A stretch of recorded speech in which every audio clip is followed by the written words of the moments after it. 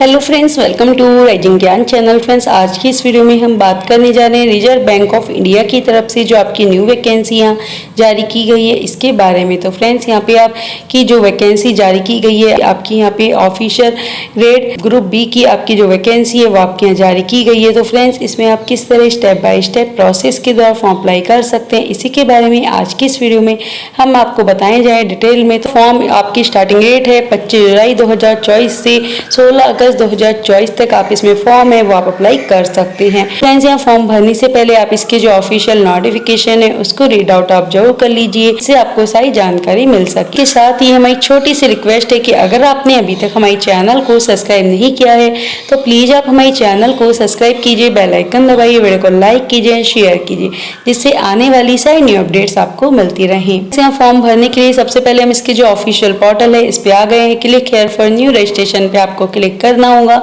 इसके बाद कैंडिडेट का जो फर्स्ट नेम है उसके आप यहाँ एंट्री करेंगे और इसके बाद फुल फर्स्ट नेम की एंट्री करनी है। कंफर्म आपको है नेम करना होगा। मिडिल नेम है तो उसकी आप एंट्री कर सकते हैं, कंफर्म आप करेंगे। नहीं है तो आप यहाँ लास्ट नेम की एंट्री करने के बाद कंफर्म इसे कर देंगे। आपका जो भी फुल नेम है आपको देखने को मिल जाएगा। आपकी वैलिड मोबाइल नंबर आप डालेंगे, कंफर्म करेंगे और आपका जो भी ईमेल आईडी है वो आपको एंटर करनी होगी।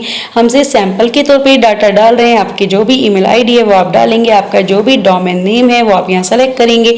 इसके बाद आप अपनी जो email ID with domain name है वो आपको यहाँ एंटर करना होगा कि जो भी वैलिड ईमेल आईडी है वो आपको डालनी होगी। इसके बाद सिक्योरिटी कोड है वो आप एंटर करेंगे। सेव एंड नेक्स्ट आप कर देंगे। सेव एंड नेक्स्ट करने के बाद आपको यहाँ पे आपका जो यहाँ पे फोटो है और सिग्नेचर है वो आपको अपलोड करना होगा, जिसकी साइज आपको इसके नोटिफिकेशन में मिल जाती है। तो आपको यहाँ पे जो फोटो है 20 से 50 KB में आपकी जो फोटो है वो आपको अपलोड करनी होगी और 10 से 20 KB में आपके सिग्नेचर है वो आपको यहाँ पे अपलोड करने होंगे। इंस्ट्रक्शन को आपको रीड करने के बाद आपको ब्राउजर पे जाना है और आपकी फोटो है सिग्नेचर है वो आप अपलोड कर देंगे। कन्फर्म आप यहाँ पे करेंगे। सब कुछ सही है तो आप कन्फर्म कर देंगे। कुछ गलती लगती है बैक जाके आप सही करके कंफर्म करेंगे। इसके बाद नेक्स्ट पे आप क्लिक कर देंगे। नेक्स्ट पे क्लिक करने के बाद आपको आपकी जिस भी आप पोस्ट के लिए फॉर्म अप्लाई कर रहे हैं तो आपकी पोस्ट है वो आप यहाँ सेलेक्ट आप कर लेंगे। पोस्ट सेलेक्ट करने के बाद आप यहाँ जिस भी कैटेगरी में आते हैं वो आपको यहाँ सेलेक्ट करना होगा। तो आप यहाँ पे जो भी कैटेगरी में आते हैं वो आप यहाँ सेलेक्ट कर लेंगे। तो इसके बाद आपके जो सर्टिफिकेट नंबर है उसकी आपको यहाँ एंट्री है वो आपको करनी होगी। आप यहाँ पे कैटेगरी सर्टिफिकेट आपकी जो डेट है वो आपको यहाँ एंटर करना होगा। करने के बाद अगर आप यहाँ पे डिसेबल कैटेगरी में आते हैं आप यस करेंगे और आपकी जो यहाँ पे डिसेबिलिटी है वो आप यहाँ सेलेक्ट कर लेंगे। तो आपकी डिसेबिलिटी है वो आप यहाँ सेलेक्ट कर लेंगे। इसके बाद आपको यहाँ पे जो आपकी नेचुरल ऑफ डिसेबिलिटी है वो आपको सेलेक्ट कर लेना है। तो आपकी जो भी यहाँ डिसेबिलिटी है वो आप यहाँ सेलेक्ट कर लेंगे। उसके बाद आपको यहाँ पे एक्स्ट्रा टाइम चाहिए, आपको यहाँ पे आपका हैंड इफेक्टेड है, स्क्राइब आपको चाहिए, तो जो भी आपकी डिटेल है वो आपको यस नो यहाँ पे कर देनी है। इसके बाद सारी डिटेल आपको पढ़ने के बाद यस नो जब आप कर देंगे, अगर आप यहाँ PH कैटेगरी में नहीं आते हैं, डिसेबल कैटेगरी हैं, तो आपको नो करना होगा। इसके बाद आपको यहाँ नो यहाँ पे करना होगा। इसके बाद आप यहाँ पे अगर आपने MPhil कर रखी है, अगर आपने PhD कर रखी है तो आपको यहाँ पे अपने अकॉर्डिंग यस ना होगा। नहीं कर रखी है आप नो कर देंगे। अगर आप एक्स सर्विसमैन है तो आपको यस यहाँ करना होगा। नहीं कर रहे हैं तो आप सिंपली नो कर देंगे। इसके बाद अगर आप यहाँ पे reserve bank of India employee आप अगर हैं तो आप यस करेंगे। नहीं है सिंपली आप नो कर देंगे। इसके बाद अगर आप यहाँ पे फाइनल अगर आपके पास यहाँ पे कोई ऑफिसर स्केल का आपका यहाँ पे आपके बैंकिंग का आपका कोई आपके पास यहाँ एक्सपीरियंस है तो आपको यस नो यहाँ करना होगा। इसके बाद आपको यहाँ पे आपका जो डिग्री विद आपकी रीजन आपका यहाँ पे एक्सपीरियंस अगर आपके पास कोई है तो उसकी आप यहाँ एंट्री करेंगे। इसके बाद गवर्नमेंट सर्विस में अगर आप हैं तो आप उसकी यहाँ पे या फिर आप यहाँ पे गवर्नमेंट ऑर्गेनाइजेशन में आप वर्क करते हैं, यस नो आपको करना होगा। इसके बाद आपको यहाँ पे आपका अगर एक्स एम्प्लॉई आप बैंकिंग में आप यहाँ पे रहे यस नो आप करेंगे। इसके बाद आपको आपकी नेशनलिटी है वो आपको सेलेक्ट कर लेनी है। आपकी जो भी आपका फेस फर्स्ट है उसके लिए आपका जो यहाँ पे आपका सेंटर है स्टेट है वो आप यहाँ सेलेक्ट करेंगे। आपका जो सेंटर एग्जाम है वो आप यहाँ पे फेस फर्स्ट के लिए जो आप सेलेक्ट कर लेंगे। इसके बाद आपको यहाँ पे आपका जो यहाँ पे सेंटर फेस सेकंड है एग्जाम एग्जाम के लिए, तो आपका जो भी यहाँ पे सेंटर फेज सेकंड के लिए आपका जो यहाँ पे सेंटर है आप सेलेक्ट कर लेंगे। इसके बाद आपका जो भी यहाँ मीडियम ऑफ एग्जाम है वो आपको सेलेक्ट करना होगा। आपकी जो भी यहाँ डेट ऑफ बर्थ है वो आप यहाँ सेलेक्ट कर लेंगे। डेट ऑफ बर्थ सेलेक्ट करने के बाद इसके बाद आपका जो जेंडर है आप जेंडर यहाँ सेलेक्ट कर लेंगे। इसके बाद अगर आप ट्विंस ब्रदर सिस्टर हैं आप यस करेंगे, नहीं है नो करेंगे। आपका जो भी यहाँ पे मेडिकल स्टेटस है वो आप सेलेक्ट करेंगे। आपका जो भी फादर नेम है उसके आप एंट्री कर देंगे। फुल फादर नेम की आपको एंट्री करनी होगी। आपका जो भी मदर नेम है उसके आप यहाँ एंट्री करेंगे। मदर नेम की एंट्री करने के बाद आपका जो भी सैंपल के तौर पे डाटा डाल रहे हैं आपका जो भी एक्चुअल डाटा है वो आपको एंटर करना होगा। आपका स्पाउस नेम यानी कि हस्बैंड वाइफ का नेम डालेंगे। आपका जो भी कोरेस्पोंडेंस एड्रेस है वो आपको एंटर करना होगा।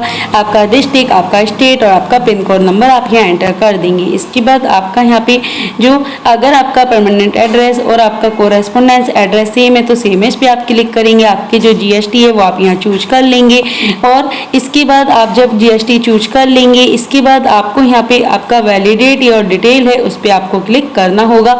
अगर आपने यहाँ पे इससे फायदा है कि अगर आपने कोई यहाँ आपका जो कॉलम है वो आपने यहाँ पे छोड़ दिया है ऑप्शन तो आपको एरर शो होगा। जैसे कि आपको यहाँ पे आपका जो सर्टिफिकेट डेट है वो आपकी यहाँ बताई हुई है कि आपकी 1 अप्रैल 2024 का पहले का आपका ये जो सर्टिफिकेट है नहीं होना चाहिए। 1 अप्रैल 2024 के बाद का आपका सर्टिफिकेट होना चाहिए, तो आपको एरर शो हो यहाँ हो रहा है।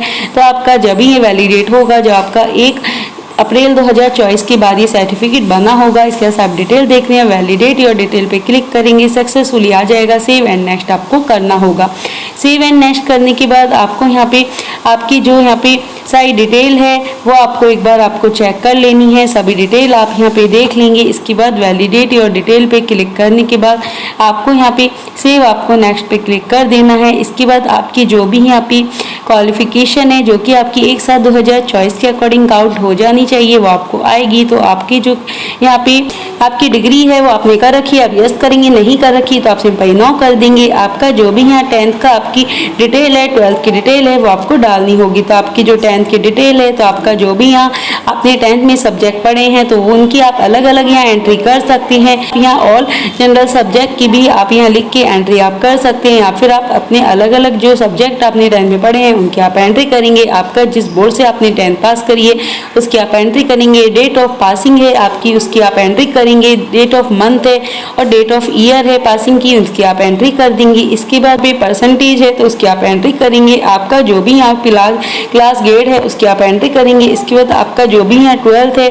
तो 12th में आपका जो भी यहाँ सब्जेक्ट आपने पढ़े हैं उनकी आपको एंट्री करनी होगी। आपका जो भी यहाँ पे यूनिवर्सिटी बोर्ड का नेम है उसकी आप एंट्री करेंगे। आपकी डेट ऑफ पासिंग है, डेट ऑफ मंथ है और डेट ऑफ ईयर है उसकी आप यहाँ एंट्री कर देंगे। इसके बाद आपको अपनी जो परसेंटेज है उसकी आपको एंट्री करनी होगी। फ्रेंड्स जो भी आपने 12th में सब्जेक्ट पढ़े हैं उन सभी को आपको यहाँ एंट्री करनी होगी। इसके बाद आपकी परसेंटेज डालने के बाद आपका जो क्लास ग्रेड है वो आप सेलेक्ट करेंगे। आपने यहाँ ग्रेजुएशन कर रखी है तो आपकी जो भी यहाँ ग्रेजुएशन है वो आप सेलेक्ट करेंगे। आपका जो यहाँ पे स्ट्रीम है वो आप यहाँ सेलेक्ट कर लेंगे। इसके बाद आपका स्ट्रीम सेलेक्ट करने के बाद आपको यहाँ पे आपका जिस यूनिवर्सिटी से आपने ग्रेजुएशन पास करी है उसके डेट ऑफ आपकी यहाँ पे पासिंग मंथ और ईयर है उसकी आपको एंट्री करनी होगी। इसकी एंट्री करने के बाद आपको यहाँ पे आपकी जो ग्रेजुएशन में परसेंटेज है उसकी आप एंट्री कर देंगे। और इसके बाद आपको यहाँ पे अपनी जो यहाँ पे ग्रेड है आपका क्लास में वो आप एंटर करेंगे। इसके बाद आपका यहाँ पे आपकी पोस्ट ग्रेजुएशन आपने कर रखी है या आपने एमफिल कर रखी है, आपने पीएचडी कर रखी है,